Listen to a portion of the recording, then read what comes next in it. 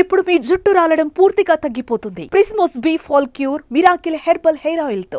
Johnny Master ఇష్యూలో రోజుకో కొత్త విషయం వెలుగులోకి వస్తోంది. తాజాగా ఆయన భార్య పోలీస్ స్టేషన్ కు వచ్చింది. ఎందుకు పోలీస్ స్టేషన్ కు వచ్చారు? పోలీసులు పిలిపించారా? ఏం జరిగింది?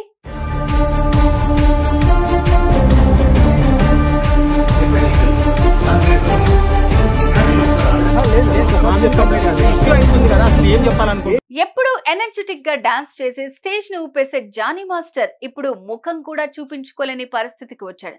జానీ మాస్టర్ దగ్గర అసిస్టెంట్ గా పనిచేస్తున్న యువతిని ఆయన లైంగికంగా వేధిస్తూ వస్తున్నారని యువతి ఈ నెల 15న పోలీసులకు ఫిర్యాదు చేసింది.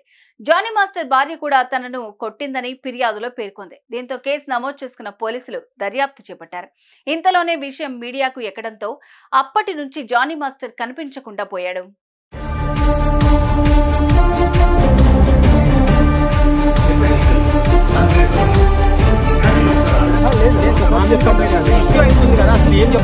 ఐదు రోజుల పాటు పోలీసులు 4 బృందాలుగా ఏర్పడగా తాజాగా ఆయన గోవాలో చిక్కారు. అక్కడి నుంచి నెల్లూరుకు వస్తుండగా పోలీసులు అరెస్ట్ చేశారు.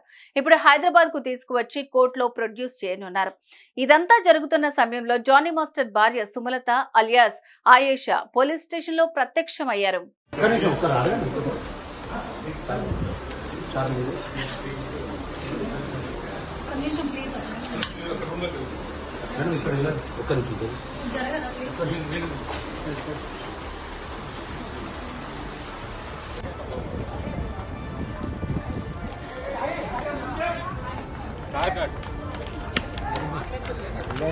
ఏం చెప్పాలనుకుంటున్నారు జానీ మాస్టర్ ఇష్యూ అవుతుంది కదా, అసలు ఏం చెప్పాలనుకుంటున్నారు? కాల్ వచ్చింది, ఫేక్ కాల్ వచ్చింది కనుక్కోవడానికి వచ్చాను. 5 రోజుల పాటు పత్తాలేని ఆమె జానీ మాస్టర్ అరెస్టు విషయం తెలియగానే నార్సింగి పోలీస్ స్టేషన్ కు వచ్చి చిందులు తొక్కారు. ఎందుకు వచ్చారు అని మీడియా ప్రశ్నించగా చిరాకు పడ్డారు.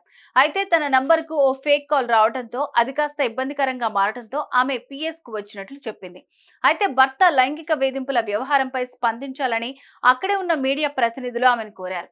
ఏం సమాధానం ఇవ్వాలో అర్థం కాని ఆయేషా ఒక్కసారిగా ఆగ్రహానికి లోనయ్యారు. నాకే కెమెరా పెడతారా అంటూ ఫైర్ అయ్యారు. మీరు కూడా యువతపై దాడి చేశారు అని ప్రశ్నించగా మైకులు తోసుకుంటూ వెళ్లిపోయారు.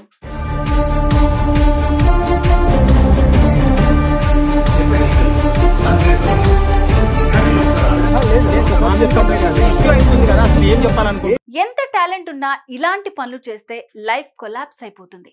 పని చేసుకోవటానికి వచ్చిన యువతిని ఇంత దారుణంగా వేధించడం కరెక్ట్ కాదంటున్నారు కొందరు. అటు జానీ మాస్టర్ వర్షన్ కూడా వినాలని అంటున్నారు మరికొందరు. చూడాలి మరి ఈ విషయంలో ఇంకెన్ని విషయాలు వెలుగులోకి వస్తాయో. సుమన్ టీవీలో మీ పర్సనల్ అండ్ బిజినెస్ ప్రమోషన్స్ కోసం కింది నెంబర్కి కాంటాక్ట్ చేయండి.